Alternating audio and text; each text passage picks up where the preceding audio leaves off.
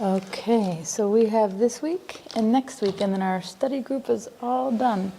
So in the essence of time, I'm going to move to this chapter because there's a lot to unpack in our last chapter. So this chapter is the last chapter, chapter 11. It's called Babaji said, "Do you want to avoid a disaster? Then never outshine your master." Okay, page 222. Some lessons I learned from Babaji were in the moment, like when I was faced head-on with my burning jealousy at the sight of the pretty blonde girl in the basement. It was just too unbearable to move forward unless I addressed this issue directly with him. Other lessons I learned from Babaji I would have been happy to not bring up, such as my caffeine addiction or my phobia of blood. But Babaji forced those to the surface, and so we dealt with those in the moment.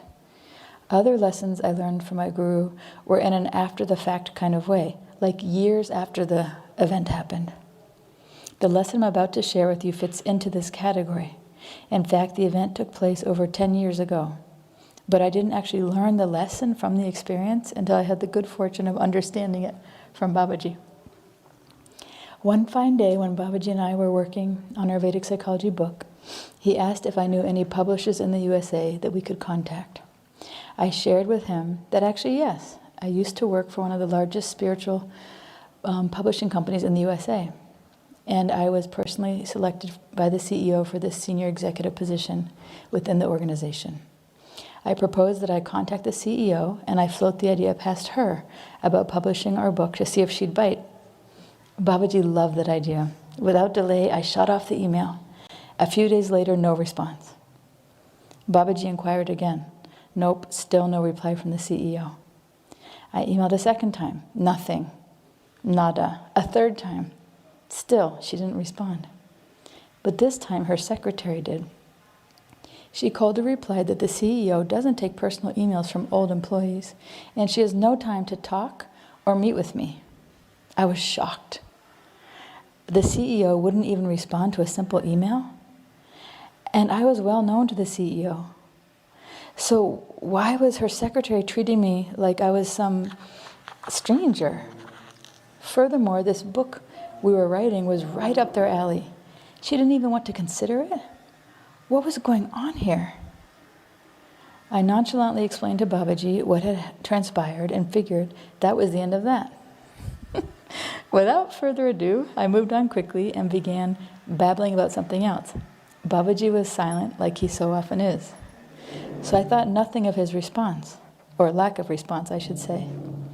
After 5 minutes, when I finally took a breath to ask him what he thought of my idea for an e-course, he calmly lobbed up a one-liner. "Why did you leave that job at the spiritual publishing company?" What, Babaji? Why?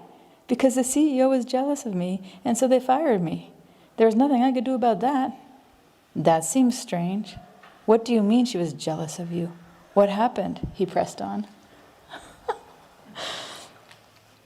I felt uncomfortable, vulnerable, and exposed under Babaji's hot interrogation lamp, with nowhere to run or hide. I defended myself. What happened was that the CEO hired me as the director of the company, with the responsibility to make partnerships with other spiritual companies, which I did. But I guess I did it too well because within 1 month, the vice president of the company was telling me that the CEO was jealous of me. What could I do? I was doing what the job description said. Babaji continued with his relentless questioning, like a jackhammer blasting through cement. That's how it felt in my head. There must be more to this story. Why would the CEO be jealous of you if you were doing what she asked you to do? I don't get it. Not having thought about this situation for over a decade, I really couldn't remember all the details to pacify his precise line of questioning. Furthermore, I was starting to feel annoyed, like he was blaming me for getting fired from the job that I excelled at. This was just too much. Can't I ever do anything right? Trying to keep my composure and not show my irritation at Babaji's pestering, I politely revealed the problem was that the partnerships I made were with the CEO's longtime friends. The CEO gave me a list of her close contacts and told me to make friends with them, and so I did. Yet, at the same time, the CEO perceived me as a threat. For some reason, she thought that some of her friends liked me more than they liked her. The vice president told me some of the CEO's friends had been calling her and praising me. Apparently, this upset the CEO, for how could some new hire like me win the hearts of her longtime friends so easily? What could I really do about it, I thought. She was jealous of me for doing my job description. That's not my problem, that's hers. Babaji was still not satisfied. He persisted. So what did they say when they fired you? They must have had some good reason other than that the CEO was jealous of you. He would not leave it. I felt angry and my face flushed red at this injustice. Did he not have any empathy for the hell that I went through at that company with the CEO and the VP harassing me for just doing my job? Did he have any idea about the deep depression I'd sunk into after getting fired from this job? Did he even care at all about me? Wasn't Babaji supposed to take my side and see things from my point of view? No. After all, I was the victim here in this situation. Exasperated and feeling like an innocent victim being prosecuted for witchcraft, I declared, they said the reason for my termination was because they were discontinuing my position.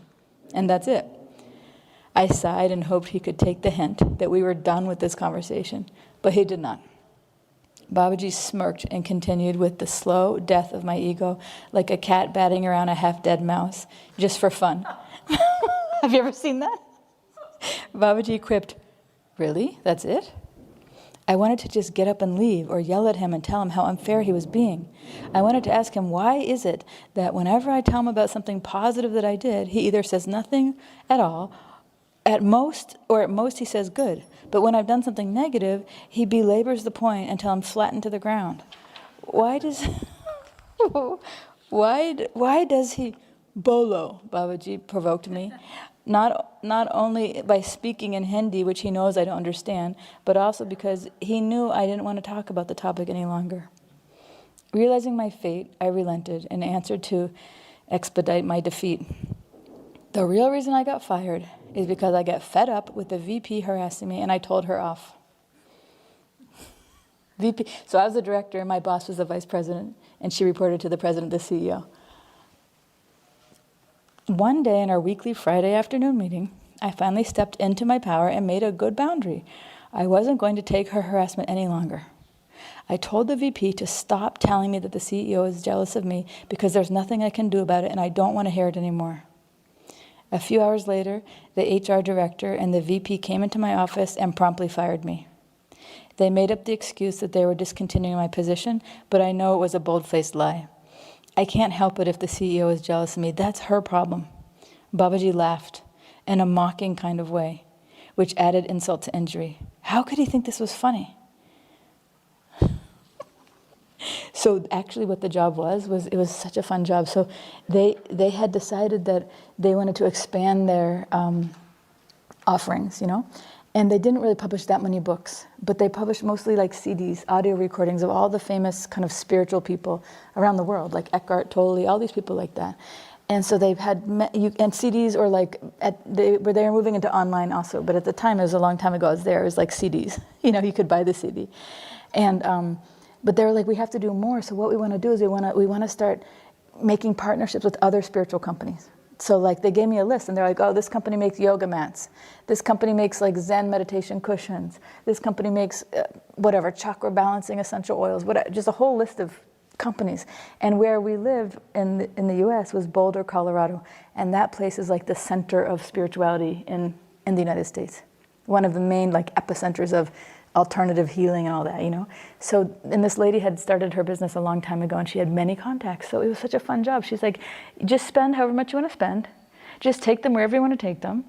So I'm going to like these organic cafes and getting nice, because they're all into that, like, I can't remember what the drinks were, but special drinks and nice. It was very social and nice. And they would tell me their story of how they started their business.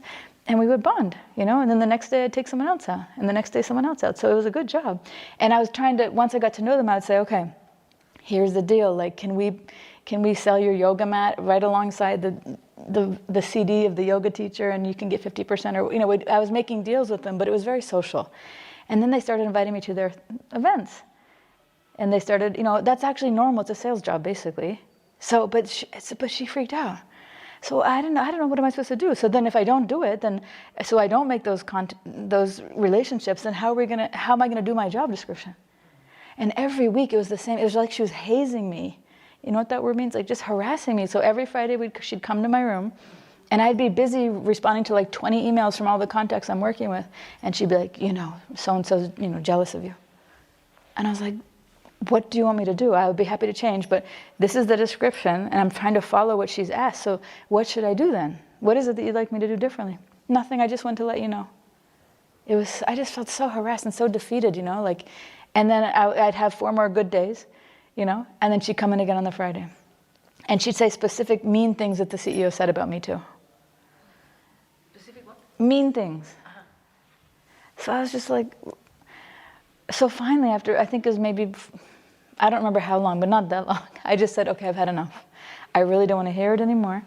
And if you have something productive I can do about that, please tell me. But otherwise, I feel like you're just harassing me. You're disturbing my work. I just don't want to, I'm doing my job really well. This is the description. Bye-bye. But Babaji pressed all of that out of me, So, with a big grin on his face, he said, oh, really? You don't think it was your problem? After all, it was you who lost your job. You really think there was nothing you could have done differently? Now I was too angry to deliberate. Yes, there was one thing, I blurted out. I should have quit that damn job the first time the VP told me the CEO was jealous of me. I shouldn't have hung on for months taking their emotional abuse. Babaji didn't seem disturbed by my angry mood. He looked like he was having good fun, enjoying watching my mind flip and flop around like a fish washed ashore, desperately trying to make its way back to the water. One thing I had learned about Babaji is that when he had a point to make, he would continue on unabated. He kept hammering, persecuting me in his calm, composed manner. You got fired from a very good job that paid well, and you were in a senior level position. You did not have to get fired. It was actually your fault that you got fired. Oh my God. His wise words finally smashed my stubborn ego, which was the bitter medicine required for me to understand his point. Feeling humiliated, I sarcastically fumed, okay, thank you, Babaji. He laughed again. Don't you want to know what you did wrong? Not really. I admitted, hoping he would just drop it, even though I knew he was right. My ego was too bruised to take any more. Yet he continued badgering, ignoring my clear signs of disinterest. There's actually a different way to act in which you could have kept the job and made good money. And with that money, you could have paid off all your student loan debts, by the way.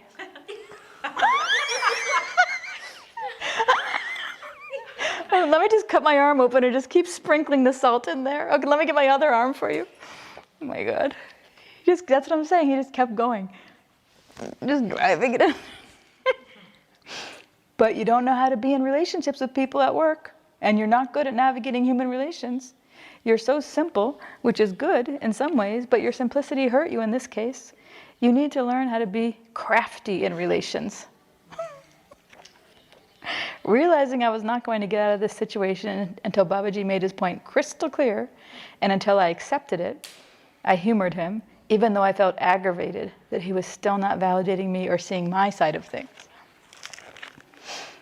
I managed a smile and I feigned interest in hearing from him about my stupidity. What I actually wanted more than anything was to hear from him about what a jerk the CEO was and how stupid and immature the VP had behaved. But Babaji mentioned nothing of the sort. Instead, Babaji explained, you have to understand something fundamental about people. Everyone has an ahankara, and no one likes to feel that someone is better than them. So let's just pause for a moment. So, what do you guys think so far? Great.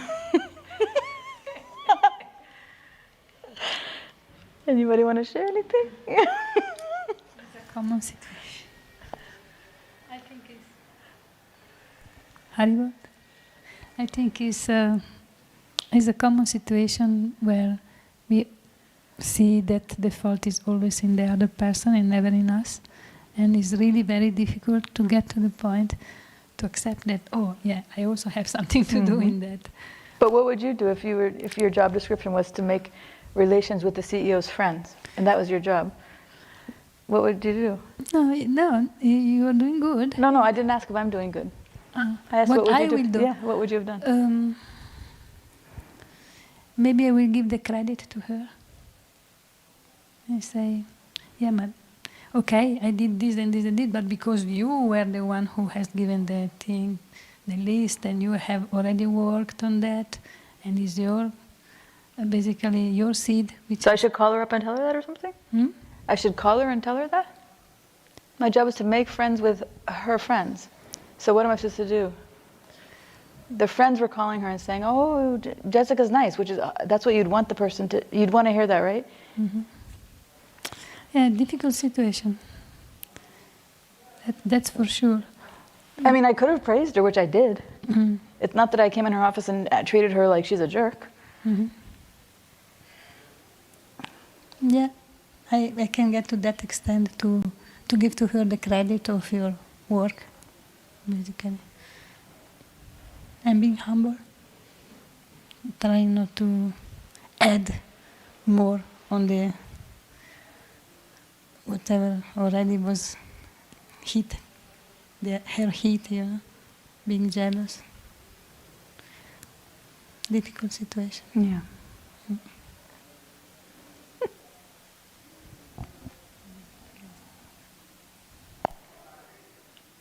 I don't know what you're doing right now. I could say. Okay. I can't tell because you're like... Anyone else want to share anything that came out of the book so far, this chapter?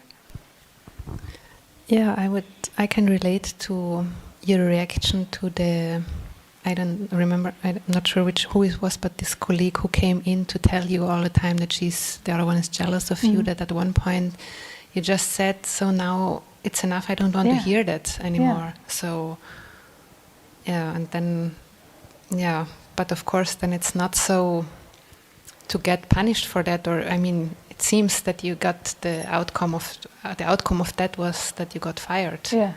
So, but so now why is she telling you to that? I don't know why she's doing that. Telling you that all the time. So, do you have some idea? I mean, that would be a good question to ask. Why is she telling that? Yeah. And is it a problem for her? Yeah. That I mean, if she's telling that, does she want to create dissension between you and the CIO? Yeah. CEO, or does she herself have a problem with the CEO and wants to put it on you? So there's something, questions about this relationship. Yeah. So maybe I would try to find out what is between them. Yeah, and that's a good how I idea. fit.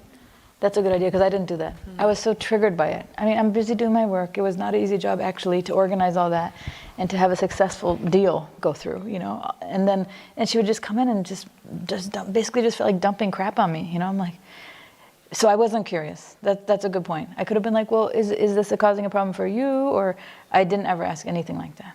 It was too triggering. I just felt really criticized and really backed into a corner and like defensive. But that's a good idea. Does somebody want to share? Why did I get fired?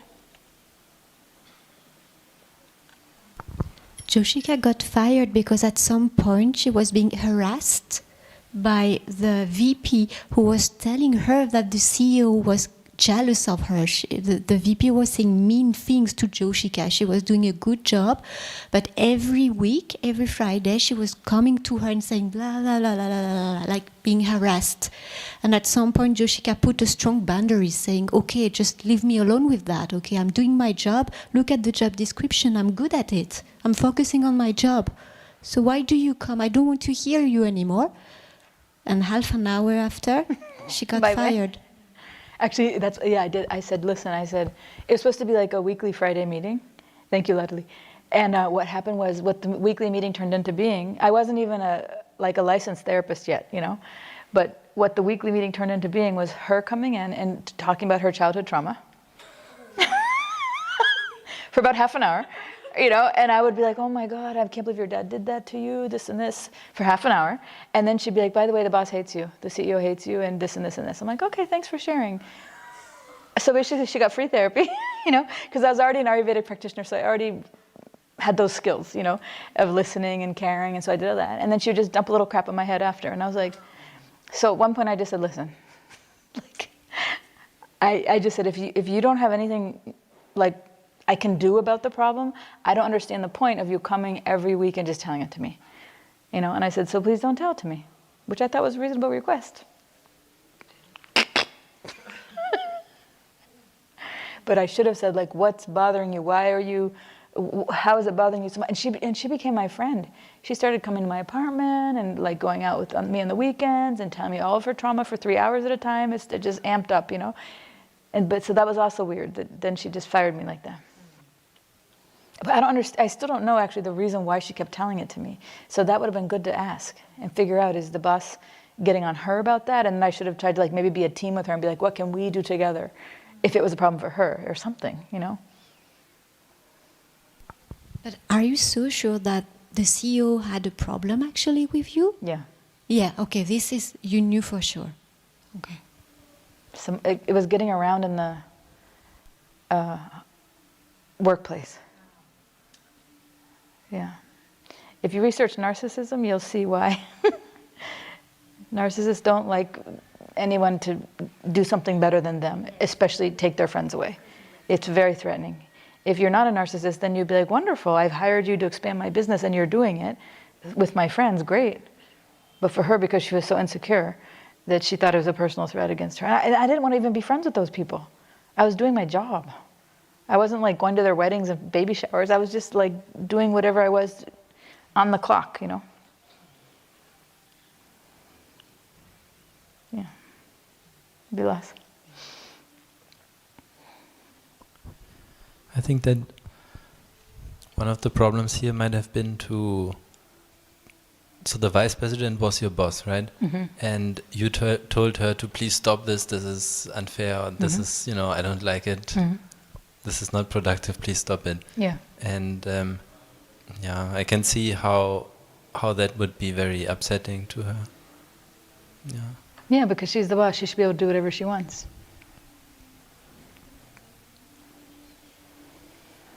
I mean, from her point of view. No, from her point of view. That's how she From her thinks. point of view, you know. But yeah, but she also Like she shouldn't have come and told me all of her psychological problems either. Every Of course. Friday, you know. Yeah, which also shows that she was kind of weird, no? She had issues, big time. One day her husband just didn't show up, ever again. And I was like, what happened? And I forgot if he was part of the CIA, he was part of something. And it turns out she thought she was married to like Joe Smith, but it wasn't Joe Smith. It was like, actually she married an undercover secret agent for the US, whatever. And he never came back. She had stories like that, and I'm like, oh my God.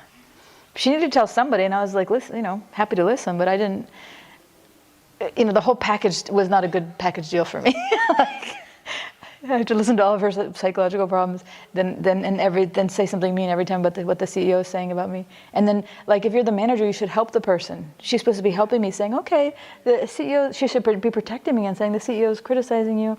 She's jealous of you because of X, Y, and Z. What do you think we try this? There was no, like, team planning. It was just like a dumping zone, you know?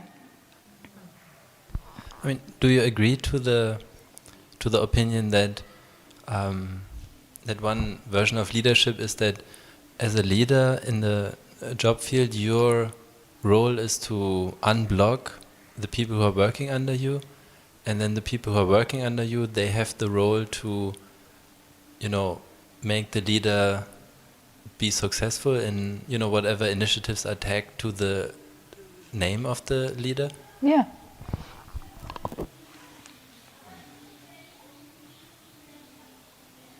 The manager is supposed to support you so you can do your job. And she was actually like a termite, like chewing my legs off, you know? You know what I mean? Like, but my issue was that I shouldn't have told her. I should have been more clever. Or I should have quit, get a different job, you know, or tried to talk to her about it. But my approach is just building up every time, and I just one day I snapped. I'm like, I don't want to hear it, and again, this is so pointless. I mean, there's nothing more frustrating than somebody coming and telling you there's something wrong with what you're doing, and then when you're like, well, what should I do to change? And they're like, nothing. I just want to come and tell you again next week how horrible you are. It's like,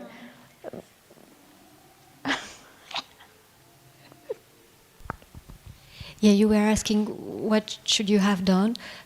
Now I'm thinking finally to think of your own interest. Maybe you could have worked less successfully, you know, just do basic minimum and get the money, and that's it. yeah, don't be a superstar and bond with all the people. Yeah, just They probably don't be would've liked that too better. good at your Yeah. work finally, because when you have managers like this, you are a threat for their ego, Yeah. and if you do too good, they just cannot stand it. And you are doing a very good job. And what was the problem finally, if you were successful or not? Yeah. I mean, now I'm wondering why she has created this project, Exactly. because anyone, it was you or someone else. I mean, Right, exactly. Anybody who has social skills and who can make connections with Yes. people, she's going to hate. yeah. And she gave the list of her friends. I didn't like knock on her door and be like, can you give me all your closest friends? She could have told me just connect to people in the community, but she gave me the list. So I'm just like, there's damned if you do, damned if you don't. Either I'm going to get fired because I don't do my job, or I'm going to get fired because I did the job well. Like, it was just such a crazy experience. Yeah, because I can relate to your story, because when we have a nature of being really social, very enthusiastic, that we do something we like, we have such a charisma, and we kind of bloom, and we don't realize that finally we make people envious and jealous. Yeah. And this we are completely blind, because Yeah. we are just in our nature, Yeah. we're so happy and enthusiastic, and we are blind about what's going on around. Yeah. And then we got it, the hard lesson. Yes. It's true. There's so many reasons to be jealous, you know? I mean, I think it was like a very loaded case in this situation. I think it's true. If you're in your nature, people are just jealous of that alone. If you're just shining. But then if you're in your nature and you are connecting with someone who somebody else has that also relationship with, for example, the guru, or in this case, I was trying to connect to her friends, just forget it. Like, that is the biggest trigger. You know, I was tripping over all these invisible wires. You know, so. Yeah, and Shri? I also feel very weird that it was your VP who is coming and taking so much of your time and telling her all the stuff, for drama, yeah. all her life, and then she's the one also who is telling you that so and so is jealous of you. Yeah. Maybe she was jealous of me. At one point I'm like, maybe Yeah. she was jealous of me. And making this point again and Yeah. again and every Friday. Yeah. And it was Because she all- could have also been manipulating the CEO and telling her bad things about me. Even though by the time I heard it, the CEO was jealous of me, but it might have been because she was saying things to manipulate it. You know? Yeah. The whole thing was... It was actually a blessing in disguise I get out of there, but yes.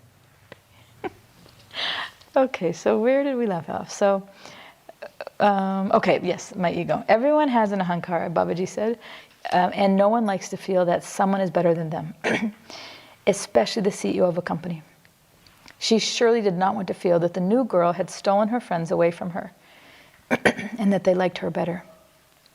You have to put yourself in her shoes. Can you see that much?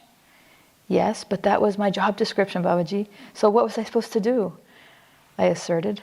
He shot back. Forget your job description. You're missing the point. What you were supposed to do is to know where you stand and then act accordingly.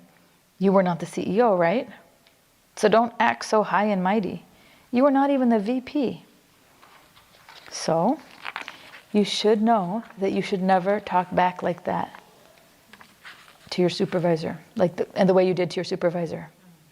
Since you were the director who reported to the VP, that means your job was to support the VP, who supported the CEO. That was actually your job description. But you didn't do that. What did you do? You told the VP to stop advising you, which is a very stupid move. Can you imagine how that made her feel? completely disrespected by you. And the CEO had already been upset with you for months. What you should have done was to meet with the CEO and tell her how much her friends love her. This is Kamala's idea, right? You should have regularly praised the CEO when you met with her, and also done the same when you met with her friends. Your job was to keep her ego intact, but instead you were worried about keeping your own ego intact. So let's take a moment on that one. What do you think? My job is to keep the CEO's ego intact, and obviously the VP's ego intact. But I was too worried about keeping my own ego intact. Malika? Yeah, I was just, how can it be my job to keep your ego intact? How is that? I mean, that sounds, I don't like that. Or my ahankara probably does not like that. But I guess it depends on the situation, isn't it? Because the positions, if that's your position and someone is higher, obviously, I mean, it's very clearly structured, then that's... that's the job. I mean, the thing is, I think I took my job also too literally. I'm like, here's the description, I'm doing it. And he's like, who cares? Babaji literally said, who cares about the job description? Just pacify the ahankara of the CEO. I'm like, oh my God. And I was getting too defensive, see the job description, I'm doing it. Here's all the things, I'm doing it. And they're like, we don't care about that. Yes, Mohini?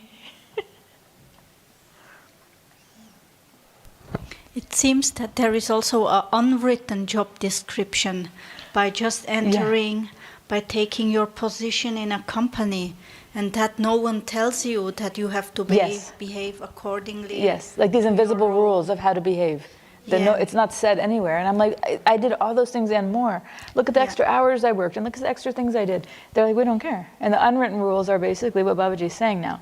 Pacify the ahankara of the bosses, basically. It's a very good point. And I don't know, I wasn't really taught that growing up. I didn't go to any school classes for that. My parents didn't teach me that. They were very straightforward in my family. So when that lady pestered me enough, I just said, knock it off. I didn't understand any of that thing about other people's egos. And like you said, like, oh, that seems strange. Now I'm in charge of her ego and her ego,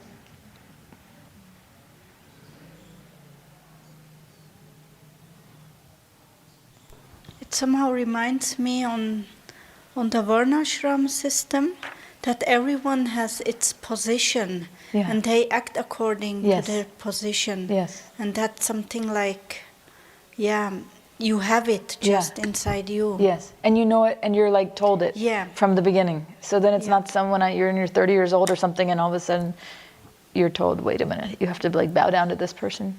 Yeah, and also in the family system you have your role. Yes. It's more clear, I think. In the end, it's very clear, and you act according to that. That's a good point. You want to say something, Lada? Yeah, I quite disagree in a certain way, even though it's a good point you're making, Mohini, but it seems to me that in Varnashrama system there's something fair, and we recognize the talents of people, and the goal is to be spiritually oriented. Here it's not the case, actually. You are doing a good job. You are doing your job in a nice way, everything which was written in the job description. But it has nothing to do about that. That's not the story. Yeah. It's just all about human's mind and ego, and that's it. And money, basically. There's nothing about heart, about having good relationship. You just need to be with and to be clear. And if you have not been educated like this, then you get smashed. Yeah. It happened to me as well. I can relate to that. Kind of the same story. And I was there, but I don't understand. I had signed this, I came for this, and why? I mean, when I say it's not that I want, then bam! I said, whoa. So we are in such a world nowadays with no values anymore. With jealousy, with envy, with money, and reputation. It's all about ego, basically, nothing else. It's completely material. Now we do not value anymore just the person, talents, or good job. We don't care. I mean, that's what I hear and think about when I read your story. So we need to learn this skill about this type of environment and world we are living in. And for me, it's not the education I received. Yeah. And that is super hard when you go into this kind of world and you don't have the map. Yeah. Yeah, exactly. Kind of like what Mohini is saying, it's these invisible rules of conduct that you don't really know. You can call it like a map, like we weren't really told, we don't really know. That's what I was saying. I feel like I'm tripping over these invisible wires, I thought I was doing great. And also like a lot of people, me too, I was raised with like the value of being honest, direct, honest, hardworking. So then I was like, I'm just being honest, and so many times when I'm working with clients individually, that's what they'll say. I was just being honest. And I'm like, and where did that get you? Where'd that get you? Same place it got me, on the side of the road with my bags. Even though honesty is a good quality, but we have to understand it. I think first understand ahankara. We have to first understand the ego. Even if it is in a spiritual community and it's not about the money, the ahankara is still there. So that's the thing, is that we have to understand that in every person we're dealing with, not just work, not just, even the healthiest person has one. And we have to understand their ahankara and how to basically pacify it if we even want a relation with them. Forget about if they're a more senior person. Just any person. Yes? It just reminds me about the story Babaji tells about Mahabharata and ahankara, exactly that situation. That Yudhishthir had the ahankara that he's always truthful. And Krishna wanted him to say a lie, that Ashwatthama is dead. So he was not able to say that. So he had to say, Ashwatthama, the elephant is dead. And then there are two versions, but basically because he was not able to surrender to Krishna's instruction, therefore what was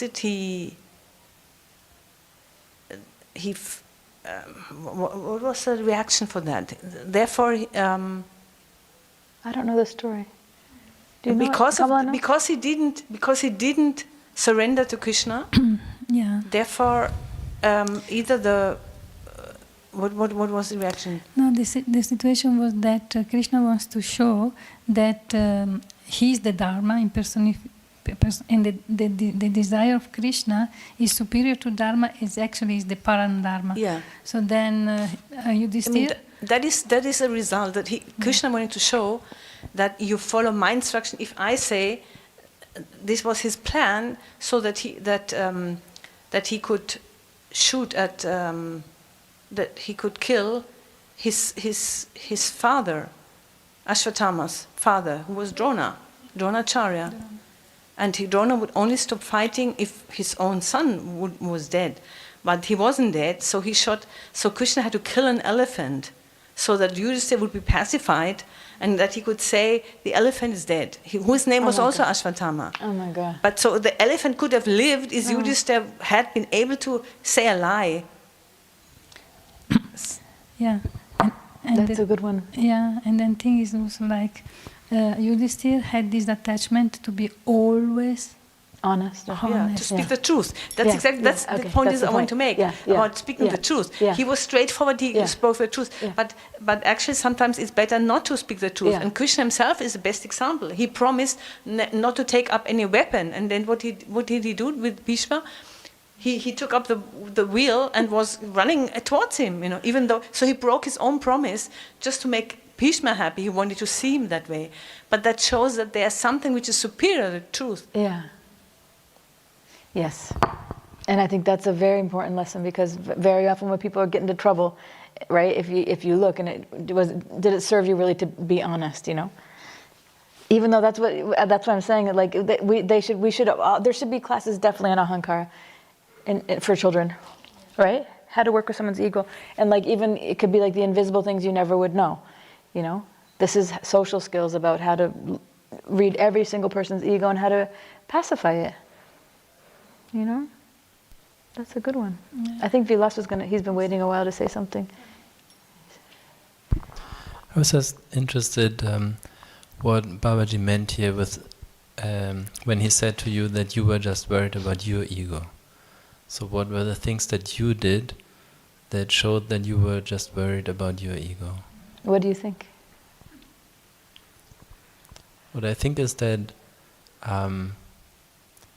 you had the ego of doing a good job, of being excelling at your task, and therefore you did everything to excel at your task and make it probably also visible. Yeah, that's... So remember what the ego blocks something. What's the biggest thing the ego blocks? The insight into how you're affecting others. Yes, empathy. So Malati's idea that I should have said to her, what's actually going on? Because I've noticed you're coming every week and saying this. Are you troubled by the CEO? Or is your job on the line? Or I had zero empathy. Zero. I was only worried about maintaining my position, that I'm doing my job. I was just like a broken record. She's like, the CEO's jealous. Like, she's speaking like Chinese to me and I'm speaking Japanese back. We're not even speaking the same language. She's like, the CEO's jealous. And I'm like, I'm doing my job. I should have been like, what is she jealous about? Is it stressing you out? You know, none of that went on for me, because my ahankara was completely blocking my ability to really hear or be interested or try to understand. I'm so astonished by it because, I mean, just the way I know you, right? Like someone says, oh, that person is so jealous, and I mean, then what I've seen you say often is, oh, tell me more about jealous. Right? But how do you think I learned that? Exactly. How does it affect you? How did I learn how to be like that? Not when I came here, I was not like that. That's what I'm saying. This is the lesson I learned, and now I'm putting it into practice. When people tell me negative things about me, I do not defend myself. I try my best to say, what did I do wrong? Please explain. Because Babaji hammered this so deep into me that he's just like, listen, he was smashing my ego down. He said, if you get negative feedback, if you get criticism, there is something in it that's true, so find out what that is. So whenever people say it to me, I try to find out what that is. Tell me more. And also, I don't think I'm a perfected being, so I know I'm hurting people. I'm not intentionally, but I want to know what I did, and I want to take responsibility for it. But that's through his teachings of putting the spotlight and me in the spotlight when I really couldn't see it at all. And I'm like, oh,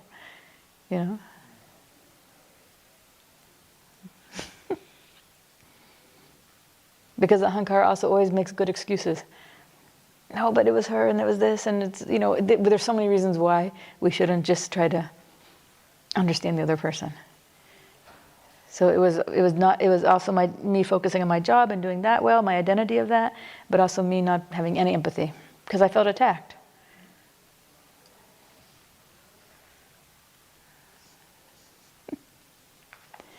Anything else? What were you going to say, Kama? I just wanted to say that also the samskara that you had to be honest. So you were reacting through that. I'm totally honest. I'm doing my work, and everything is like. Be a hard worker. Yeah. Be honest. That I was following all the things that my father taught me.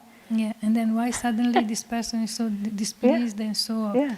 And she attacking me. Yeah. Exactly. Feel attacked. Yeah. And I couldn't think anything else besides those two things. Mm-hmm. It's not that I had a repertoire, like I didn't know the invisible language that I'm supposed to look at her ego and I'm supposed to pacify her. And to me, that felt dishonest. So I wouldn't even go further than that. Mm-hmm. I was just like, that's a lie, because she's basically a narcissist and she's abusive and I don't care, But that is not going to work in any setting, really. Yeah. In the end, the result was that you lose your job, actually. You work against yourself, basically, yourself in the interest of earning good money and so on. So it's really a big lesson. I forgot if I put it in the book, but he said something like, for the amount of money you're making, you can't listen to a little criticism for that amount of money. And I was like, oh, that's a good point.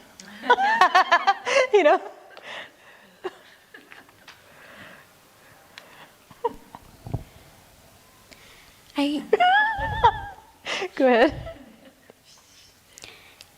I also like this point that you made, that when somebody criticizes us or shows that there could be a problem, he got affected or she got affected, then it's a very nice practice to ask clarifying question that what it would have been for that person. Yeah. Because we somehow affect others, and the way we perceive ourselves may not be the way other people perceive us.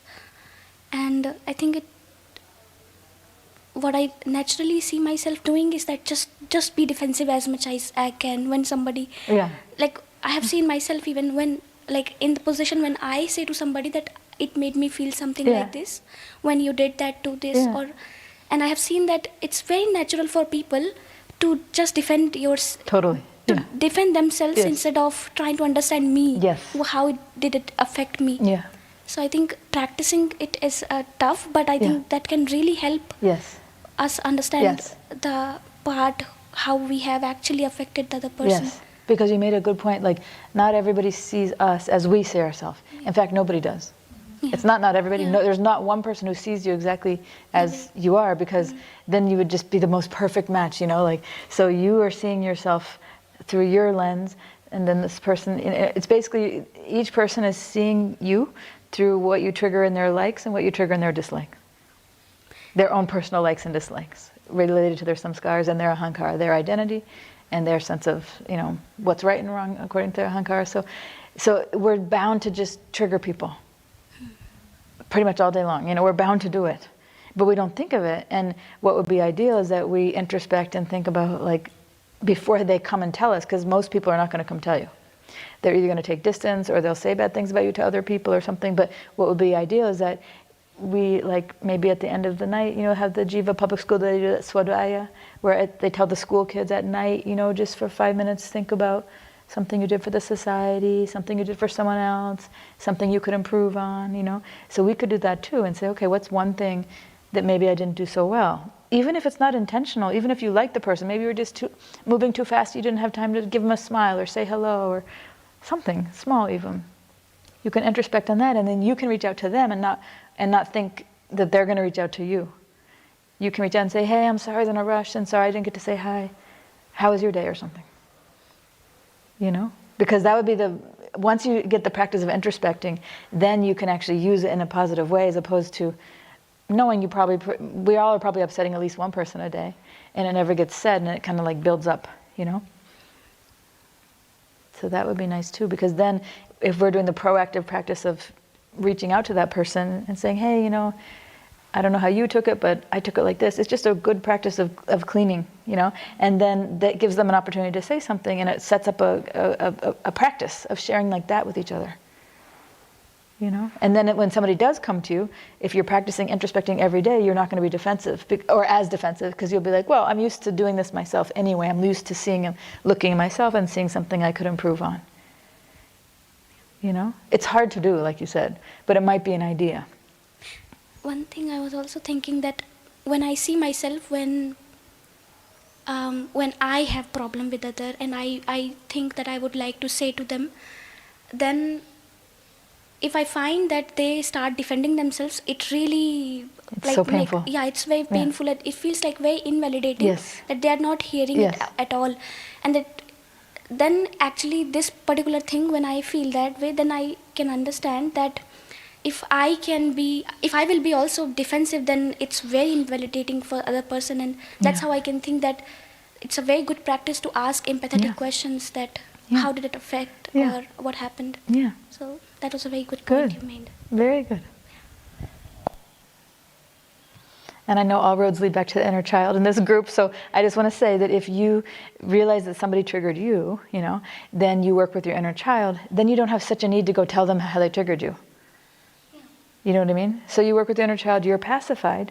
So it's more about you telling someone how you might have upset them, how you perceived, how you weren't at your best for whatever reason, instead of thinking of who you can go tell how they upset you, which means basically I haven't taken care of my own feelings, I haven't pacified my own feelings. You know, so that's what I'm saying, is there's two ways to do it. Either be on the defensive when someone's coming towards you, or work on your things yourself and go to them in the offensive, but not to tell them what they did wrong to you, but what you might have done to upset them. And in advance, you know, just say, I wish I had done this better. And my father used to do that, believe it or not, with me. He would leave letters on my door about what he did that day, that he's sorry. I'm sorry I didn't get time to do this, and I was in a rush because of that. And he was so like thoughtful and reflective. So I'm used to having that done also. You know, it feels so nice, especially when your father does that, you know. It feels very nice. Very, very thoughtful, reflective, you know. And then you're not mad at the person. I mean, it's just the whole thing cools down because they saw you and they're like, I'm sorry. It could be something very small. What were you going to say, Kamala? Since the ahankara is like our own cage. We are locked in this perception of ourselves, and we don't bother what is outside. And that's why everybody is living in their own shell, basically. And my question is about assumption. When we assume that the person is thinking or doing something which is maybe very far from the reality of what has happened in a particular situation. So my question is that how, where to put this tendency to assume things all the time. Oh yeah, but maybe she was going to the higher office and complain about me, or maybe she was doing this, or maybe she was doing that. You know, these are we don't have a where to put this tendency, how much value to give to this, or how to deal with that. Because what I've noticed about that, so the question is about assumption, you know, how much value should we give to it and how to deal with it. Yeah. So basically what I've noticed is when we assume like that, to the extent we're doing that is to the extent we're not actually focused on ourselves. okay. That means we're looking out, we're overanalyzing the other person. You know, and what I should have been doing is being like, I'm feeling very angry, I'm feeling disrespected, I'm feeling harassed. I should have focused on my feelings and done something about it. Instead, I would just basically wait for the next time she came, and I didn't do anything from the time she did it to the next week when she did it. Nothing. I should have. I didn't analyze her either. I just did my work, and she came again. You know. But what I should have done is I should have said, "Why am I in this situation? What can I do to improve?" Maybe reached out to a counselor or somebody, asked for some wise words, some ideas on what I could do. You know, is this a healthy situation for me? You know, if I talked to some people, they probably would have said, why don't you find out what her, you know, some smart people, like, why don't you find out what's going on with her? But I just kind of put my head in the sand and just tried to do my work. And just thought, oh, it's like a mosquito, you just want to shoo it away, you know. So, but anyway, to the main point is it's this idea of assumption about what someone else is saying or doing. It's not that important if you're focused on yourself. Because the reason why we do that is because we got wired as children to be hypervigilant about abusive adults in our life. So then we have to be, what is she doing? Okay, his ear just twitched. That means he's about to punch me. Or so it's like, now is she talking to the boss or not? Or is she doing this or not? What is that going to get you other than just, you know, spiraling? As opposed to, is this healthy for me to be here? How am I feeling? What I need to do for me? I can't control what that person's doing or not, you know? So I would just say focus back on yourself and what you're feeling, what you need, what's best for you, and then act from that place, you know. Mohini. Yeah, I also made this experience that when I get triggered, also here, then it was very, very hard to take it back to me and to look at, and not to behave in a way that the other person feels like put in a, wie sagst du, bedrängen, dass sich die andere Person nicht bedrängt fühlt. Infringed upon. Yeah, that I don't behave, that the other person gets more triggered, and I know this, I can do that to behave, that the other person gets, and then I was like realizing that with what motivation I'm saying things, if I'm saying things to just hit that person or not, and that was like really a heavy work. Yeah, good job. That's hard to see when you actually take an honest look at yourself and you're like, I just want to, you know, I just want to defend myself. I just want to attack. I just want to see them hurt, you know, because they hurt me, you know. It's a very natural, primal instinct. I can guess or I can sense their points which they don't like, and I know when I will speak in this way, they will get triggered. And then I was like really like changing my motivation, and that was very, very difficult. Yeah. Good observations. Anything else?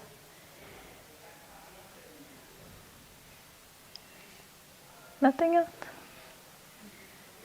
Online? Anybody? This is a hard chapter because it brought in so many different things, like jealousy and work and being fired and like that was being rejected, you know, and this whole thing about the ahankara, like a lot of different things we talked about in this whole book are coming together in this chapter, you know. Oh, this is Isabel. Hi, Isabel. Hi. Hi. I lived this for like a year and a half where my boss came up to me and said, I can't meet your expectations. And I said, you know, I work for you. So what it is, I did a really good job. And she says, I see how you watch me. And I said, if I watch you, it's only because I might want to see what a worldwide manager, you know, does. And my monitor faced that direction.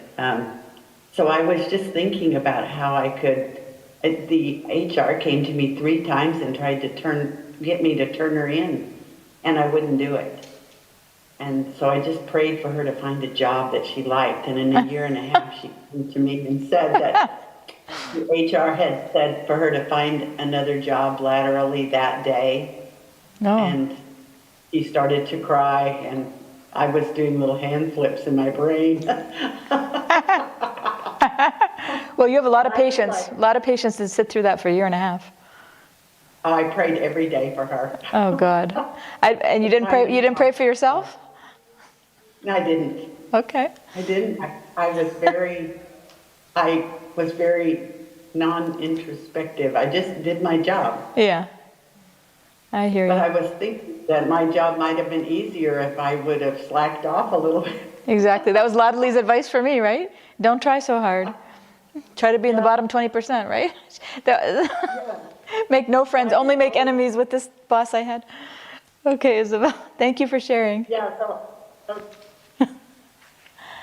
Okay. All right, you guys, so next week is our last week of the book club. We'll end off this chapter, and then we will be done with this book, and then we'll have a long break. Okay, thank you for being here. Thank you for the good conversation. Haribol.